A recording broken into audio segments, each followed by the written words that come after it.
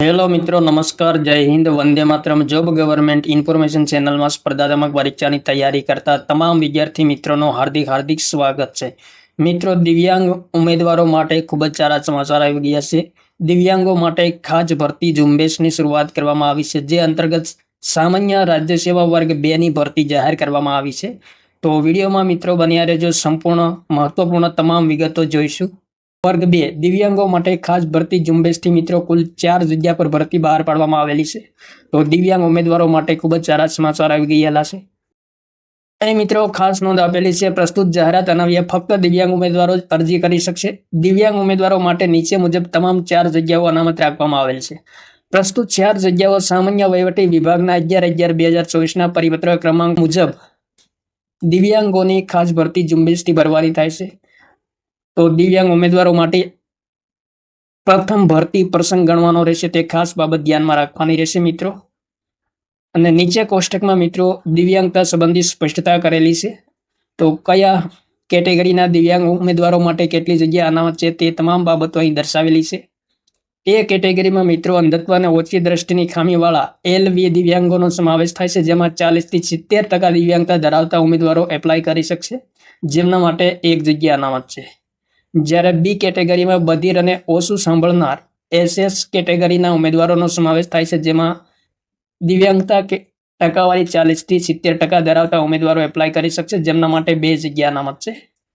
જ્યારે ડી અને ઈ સ્વલિનતા, બૌદ્ધિક દિવ્યાંગતા, ખાસ વિષય શીખવાની અક્ષમતા, માનસિક બીમારી, બહેરાશ, અંધત્વ સહિતની ખંડ A થી D હેઠળના વ્યક્તિઓમાંથી એક કરતાં વધારે પ્રકારની દિવ્યાંગતા ધરાવતા ઉમેદવારો, જેમની કેટેગરી મિત્રો અહીં આપેલી છે, તે તમામ કેટેગરી ધરાવતા ઉમેદવારો એપ્લાય કરી શકશે, જેમના માટે 1 જગ્યા અનામત છે. કુલ મિત્રો 4 જગ્યા પર ભરતી આવેલી છે. અહીં મિત્રો ખાસ નોંધ આપેલી છે કે ઉમેદવારોએ જગ્યાનું નામ સ્પષ્ટ રીતે વાંચીને જ ઓનલાઈન અરજી કરવાની રહેશે. એક કરતાં વધારે સંખ્યામાં અરજી કર્યાના કિસ્સામાં છેલ્લે કન્ફર્મ થયેલી અરજી પત્રક જ માન્ય રાખવામાં આવશે, તો તે ખાસ ધ્યાનમાં લેવાનું રહેશે.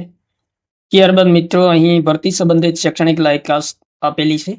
Process of bachelor degree in home science or sociology or child development or nutrition or social work opened from any of the university establish or incorporated by or under the central or state act in India or any other education institution recognised as such or declared to deemed as a university under section 3 of the University Grant Commission Act 1956 and have about 3 years experience in the field of integrated child development in the government or local bodies or government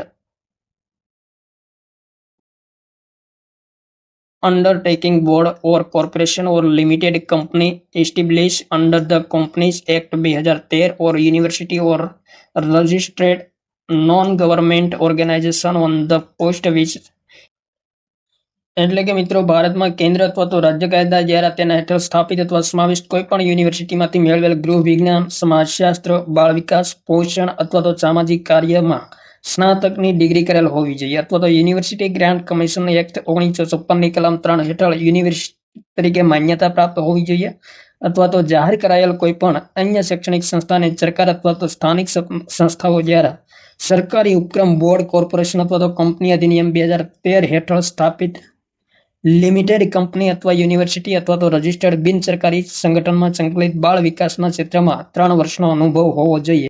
મુખ્ય સેવિકા દ્વારા માન્યતા પ્રાપ્ત વર્ગ 3 નો લાયકાત હોવી જોઈએ, અથવા તો process of master degree in home science or sociology or child development or nutrition social work ઓપનેડ from any of the university established or incorporated by the under the central or state act in India or any other education institution recognized as such or declared to deemed university under section 3 of the University Grant Commission Act 1956.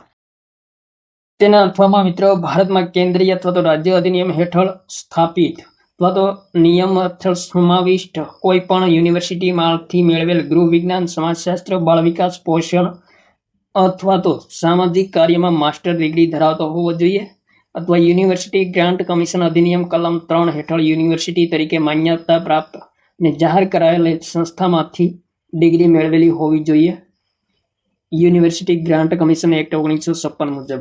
ત્યારબાદ મિત્રો ગુજરાત મુલકી સેવા વર્ગીકરણ અને ભરતી નિયમ 1967 ઠરાવ્યા પ્રમાણેની કોમ્પ્યુટરના ઉપયોગ અંગેની પાયાની જાણકારી ધરાવતો હોવો જોઈએ.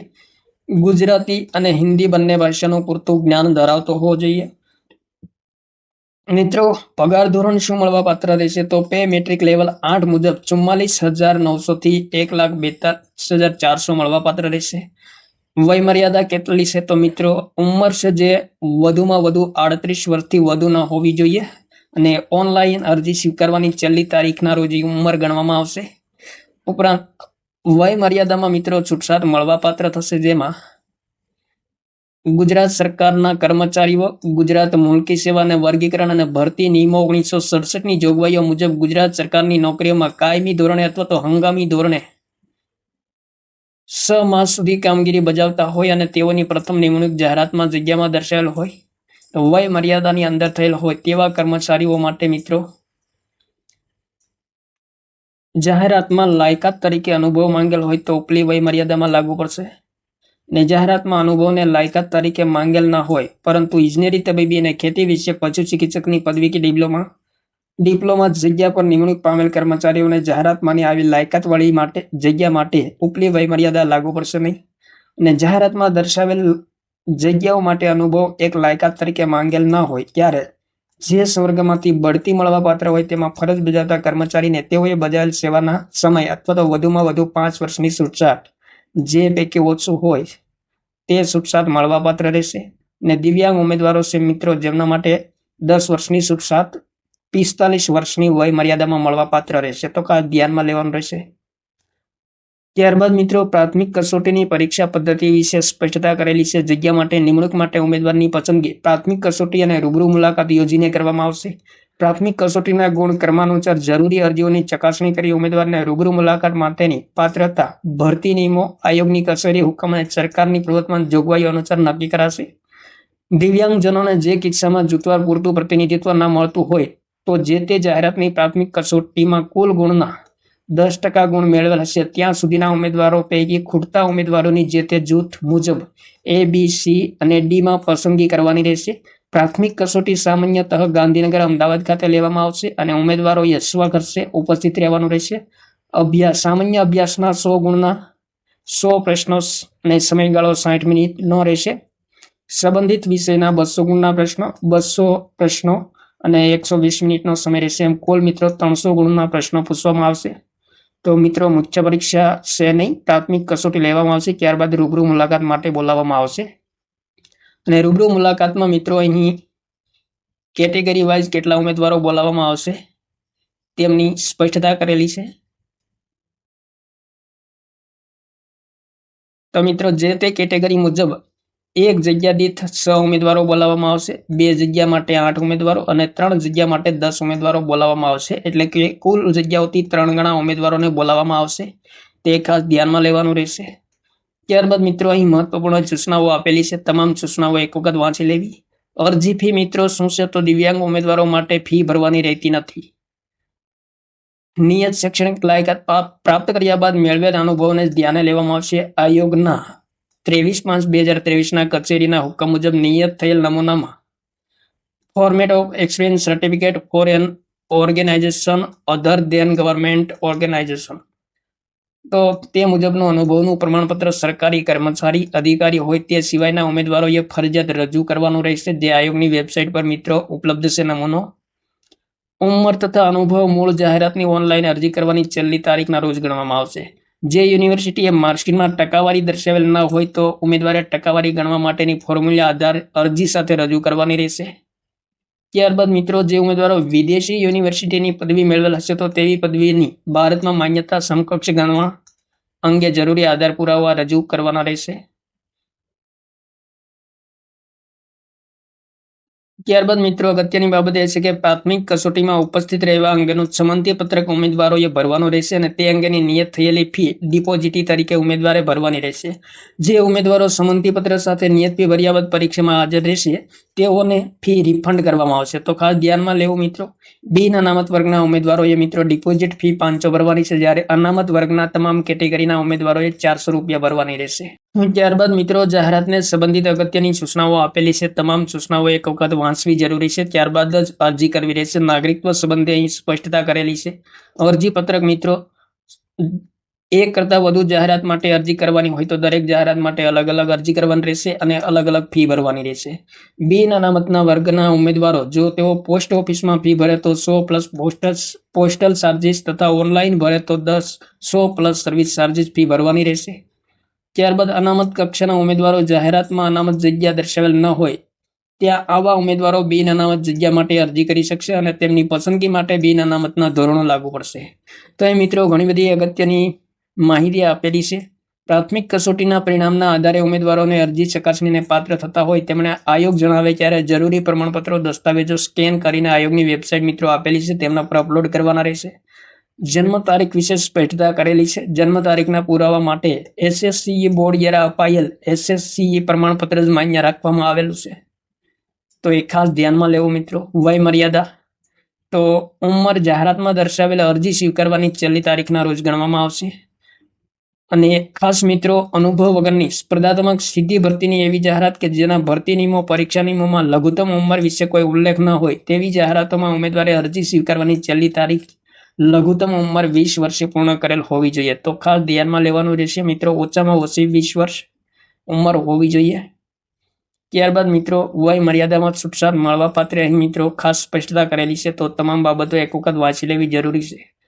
શૈક્ષણિક લાયકાત તો મિત્રો જેના ભરતી નિયમોમાં તેમની શૈક્ષણિક લાયકાતની પાત્રતા તારીખ અંગે કોઈ ઉલ્લેખ ન હોય તેવી માત્ર અનુભવ વગરની સીધી ભરતી માટે ભરતી નિયમોમાં માગેલ શૈક્ષણિક લાયકાત પ્રાથમિક પરીક્ષા બાદ પ્રથમ અરજી ચકાસણી યાદી બહાર પડે તે તારીખે સંબંધિત શૈક્ષણિક લાયકાત ધરાવતો હોવો જોઈએ. અને અનુભવવાળી સીધી ભરતીની તથા સ્પર્ધાત્મક પરીક્ષા સંદર્ભે જો ભરતી નિયમોમાં પરીક્ષા નિયમોમાં અન્યથા કોઈ ઉલ્લેખ ન હોય તો ઉમેદવાર સંબંધિત શૈક્ષણિક લાયકાત અરજી સ્વીકારવાની છેલ્લી તારીખના રોજ ધરાવતો હોવો જોઈએ. ઉમેદવારે શૈક્ષણિક લાયકાત માન્ય યુનિવર્સિટી કે સંસ્થામાંથી મેળવેલ હોવી જોઈએ. અને ખાસ અગત્યનું એ છે કે યુનિવર્સિટી સંસ્થાના ગુણપત્રક, બધા જ વર્ષના સેમેસ્ટર અને પદવી પ્રમાણપત્રોની સ્વપ્રમાણિત નકલો રજૂ કરવાની રહેશે. કોલેજના આચાર્ય દ્વારા અપાયેલ પ્રમાણપત્ર માન્ય ગણવામાં આવશે નહીં. શૈક્ષણિક લાયકાત કામચલાઉ ધોરણે માન્ય રાખવી તેવો ઉમેદવારનો હક દાવો સ્વીકારવામાં આવશે નહીં. તો ખાસ ધ્યાનમાં લેવું. ત્યારબાદ મિત્રો અનુભવ વિશે ઘણી બધી માહિતી આપેલી છે. માગેલ અનુભવ અરજી સ્વીકારવાની છેલ્લી તારીખના રોજ ગણવામાં આવશે. તો મિત્રો અહીં અનુભવ વિશે ઘણી બધી માહિતી આપેલી છે. અહીં મિત્રો ખાસ અગત્યની બાબત એ છે કે અંશકાલીન રોજિંદા વેતનદાર, એપ્રેન્ટિસશીપ, તાલીમી, આર્ટિકલશીપ, માનદ વેતન, આમંત્રિત ફેકલ્ટી, ઇન્ચાર્જ, મૂળ હોદ્દા સિવાયની વધારાની કામગીરી તરીકે ઉમેદવારે મેળવેલ અનુભવ માન્ય અનુભવ તરીકે ગણતરીમાં લેવામાં આવશે નહીં. ઉપરાંત અભ્યાસકાળ દરમિયાન મેળવેલ અનુભવ જેમ કે PhD દરમિયાન મેળવેલ સંશોધનનો અનુભવ, PhD માટેના સિનિયર રિસર્ચ ફેલો તથા જુનિયર રિસર્ચ ફેલો તરીકે કરેલી કામગીરીનો અનુભવ માન્ય રાખવામાં આવશે નહીં. તો ખાસ ધ્યાનમાં લેવું. ત્યારબાદ મિત્રો અનુભવ સંબંધી ઘણી બધી મહત્વની માહિતી આપેલી છે તે એક વખત વાંચી લેવી. અનુસૂચિત જાતિ, અનુસૂચિત જનજાતિ, સામાજિક અને શૈક્ષણિક રીતે પછાત વર્ગ અને આર્થિક રીતે નબળા વર્ગના ઉમેદવારો માટે ઘણી બધી મહત્વની સૂચનાઓ આપેલી છે.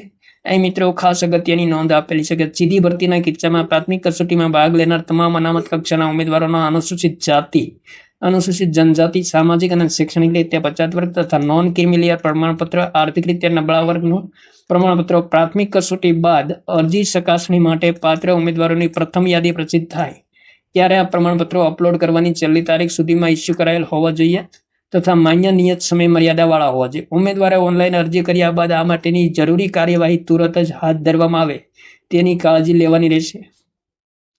ત્યારબાદ બીજી નોંધ એ છે કે સ્પર્ધાત્મક ભરતીના કિસ્સામાં પ્રાથમિક કસોટીમાં ભાગ લેનાર તમામ અનામત કક્ષાના ઉમેદવારો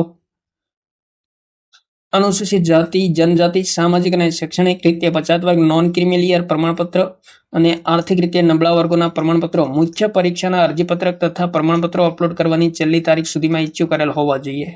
અને આ પ્રમાણપત્રો માન્ય નિયત સમય મર્યાદા વાળા હોવા જોઈએ. ઉમેદવારે અરજીપત્રક ભર્યા બાદ આ માટેની જરૂરી કાર્યવાહી તુરંત જ હાથ ધરવામાં આવે તેની કાળજી લેવાની રહેશે.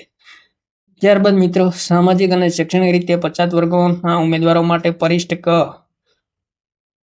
મુજબનું અથવા તો પરિશિષ્ટ 4 મુજબનું પ્રમાણપત્ર રજૂ કરવાનું રહેશે. ત્યારબાદ ઘણી બધી અગત્યની સૂચનાઓ આપેલી છે. EWS ના ઉમેદવારો માટે મહત્વપૂર્ણ સૂચનાઓ આપેલી છે. મિત્રો ખાસ બાબત એ છે અંગ્રેજીમાં એનેક્સર KS અથવા તો ગુજરાતીમાં પરિશિષ્ટ ગ મેળવેલ આર્થિક રીતે નબળા વર્ગો માટેનું પ્રમાણપત્ર નંબર અને તારીખ ઓનલાઈન અરજી કરતી વખતે દર્શાવવાના રહેશે EWS ના ઉમેદવારોએ. અને આ સંદર્ભમાં ગુજરાત સરકારના EWS ના પ્રમાણપત્રના વિકલ્પે ઇન્કમ એન્ડ એસેસ સર્ટિફિકેટને કોઈ પણ સંજોગોમાં માન્ય રાખવામાં આવશે નહીં. તો ખાસ ધ્યાનમાં લેવાનું રહેશે. EWS ના ઉમેદવારો માટે અગત્યની સૂચનાઓ ઘણી બધી આપેલી છે. ત્યારબાદ મિત્રો માજી સૈનિકના ઉમેદવારો માટે મહત્વપૂર્ણ સૂચનાઓ આપેલી છે. દિવ્યાંગ ઉમેદવારો માટે ઘણી બધી અગત્યની સૂચનાઓ આપેલી છે. દિવ્યાંગ ઉમેદવારોએ અરજીપત્રકમાં તેમની દિવ્યાંગતા સંબંધે સ્પષ્ટ વિગતો દર્શાવવાની રહેશે. દિવ્યાંગતા 40% કે તેથી વધુ હોય તેવા ઉમેદવારોને જ દિવ્યાંગ અનામતનો લાભ મળવાપાત્ર રહેશે. તો ખાસ ધ્યાનમાં લેવાનું રહેશે. અહીં મિત્રો 1 થી 5 નંબર સુધી દિવ્યાંગતાની સ્પષ્ટતા દર્શાવતું વર્ણન કરેલું છે. તો તમામ બાબતો વાંચી લઈ. મહિલા ઉમેદવારો માટે મહત્વપૂર્ણ સૂચના આપેલી છે. ત્યારબાદ વિધવા ઉમેદવારો માટે. ત્યારબાદ મિત્રો ના વાંધા પ્રમાણપત્ર વિશે, ગેરલાયક ઉમેદવારો વિશે, ફરજિયાત નિવૃત્તિ, રૂક્ષદ અને બરતરફ સંબંધિત સૂચના આપેલી છે. રજીસ્ટ્રેશન અને અગત્યની જોગવાઈઓ. સીધી ભરતીથી ભરતી. તો મિત્રો સીધી ભરતીથી ભરતી અનામી આયોગની જાહેરાત માટે પ્રથમ પ્રાથમિક કસોટી યોજવામાં આવશે. તો ખાસ ધ્યાનમાં લેવું. પ્રાથમિક કસોટીના પરિણામના આધારે જ આયોગે નિર્ધારિત કરેલ માપદંડ મુજબ ઉમેદવારો પાસેથી અરજીપત્રક અને જરૂરી દસ્તાવેજો પ્રમાણપત્રો મંગાવવામાં આવશે. પાત્ર ઉમેદવારો પૈકી પ્રાથમિક કસોટીના પરિણામના ગુણ પ્રમાણે આયોગે નિર્ધારિત કરેલ માપદંડ મુજબના ઉમેદવારોને રૂબરૂ મુલાકાત માટે બોલાવવામાં આવશે. ત્યારબાદ મિત્રો અહીં ખાસ સ્પષ્ટતા કરેલી છે કે કસોટીનું માધ્યમ ગુજરાતી અને અંગ્રેજીમાં રહેશે. પ્રાથમિક કસોટી સામાન્યતઃ ગાંધીનગર, અમદાવાદ ખાતે લેવામાં આવશે અને ઉમેદવારોએ પોતાના ખર્ચે હાજર રહેવાનું રહેશે. પ્રાથમિક કસોટી અને રૂબરૂ મુલાકાતમાં ગુણના આધારે આખરી પસંદગી કરવામાં આવશે. પ્રાથમિક કસોટીમાં આયોગે નિયત કરેલ લઘુત્તમ લાયકી ધોરણો મુજબ ગુણ મેળવવા ફરજિયાત રહેશે. તો ખાસ ધ્યાનમાં લેવાનું રહેશે. ત્યારબાદ મિત્રો રૂબરૂ મુલાકાત સંબંધી મહત્વની સૂચનાઓ આપેલી છે. મિત્રો નીચે દર્શાવ્યા મુજબની અરજીઓ રદ કરવામાં આવશે. તો મિત્રો આ બધી ઘણી બધી માહિતી આપેલી છે. ત્યારબાદ નિમણૂક સંબંધી ગેરવર્તણૂક અંગે દોષિત ઠરેલા ઉમેદવારો વિરુદ્ધ પગલાં સંબંધી સૂચનાઓ આપેલી છે. તો ઘણી બધી અગત્યની સૂચના આપેલી છે. ત્યારબાદ મિત્રો ઓનલાઈન અરજી કરવાની પદ્ધતિ વિશે સૂચના આપેલી છે. તો મિત્રો જે ઉમેદવારોએ ખાસ ધ્યાનમાં લેવું, સ્ટેપ બાય સ્ટેપ માહિતી આપેલી છે. તમામ સૂચનાઓ વાંચીને ઓનલાઈન અરજી કરવાની રહેશે. અરજી ફી ભરવા સંબંધી મિત્રો સ્પષ્ટતા કરી છે કે 2 વિકલ્પો આપવામાં આવેલા છે અરજી ફી ભરવા માટે. એક તો પોસ્ટ ઓફિસ દ્વારા અને બીજું છે કે ઓનલાઈન ફી ભરી શકાશે. તો પોસ્ટ ઓફિસ દ્વારા મિત્રો પ્રિન્ટ ચલાન ઉપર ક્લિક કરવાથી પ્રિન્ટ નીકળી જશે અને પોસ્ટ ઓફિસમાં ₹100 અને આયોગની fee plus postal service charge 18/10/2025 સુધીમાં ભરવાના રહેશે. ત્યારબાદ મિત્રો ઓનલાઈન ફી ભરવાની રહેશે, જેમાં પ્રિન્ટ ચલણ પર ક્લિક કરીને ઓનલાઈન ફી ભરી શકાશે. તો મિત્રો દિવ્યાંગ માટે ખાસ ભરતી ઝુંબેશથી ઘણી બધી ભરતીની તાજેતરમાં જાહેરાત કરવામાં આવેલી છે વિવિધ સંવર્ગોમાં. તો દિવ્યાંગ ઉમેદવારો જે લાયકાત ધરાવતા હોય તેમણે અચૂક સ્પર્ધાત્મક પરીક્ષામાં ભાગ લેવો જોઈએ. થેન્ક યુ મિત્રો. જય હિન્દ. વંદે માતરમ.